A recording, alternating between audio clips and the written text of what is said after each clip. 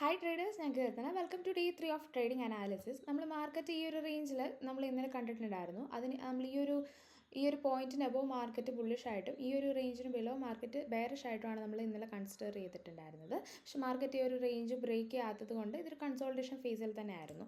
ഇപ്പോൾ മാർക്കറ്റ് ഏകദേശം ഈ ഒരു റേഞ്ച് ബ്രേക്ക് ചെയ്തു. നെക്സ്റ്റ് ലിക്വിഡിറ്റി സോണിലോട്ടാണ് മാർക്കറ്റ് എക്സ്പെക്ട് ചെയ്യുന്നത്. Next liquidity zone is around 17,000 റേഞ്ചിലോട്ടാണ്.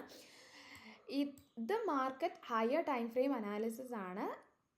Do analysis on lower time frame, എന്നിട്ട് മാത്രം ഇതിനകത്ത് എൻട്രി എടുക്കുക. കാരണം ഹയർ ടൈം ഫ്രെയിമിൽ മാർക്കറ്റ് നമുക്ക് ബയാസ് നോക്കാൻ വേണ്ടിയിട്ടാണ്. ലോവർ ടൈം ഫ്രെയിമിലാണ് നമ്മൾ എൻട്രി പ്ലാൻ ചെയ്യേണ്ടത്.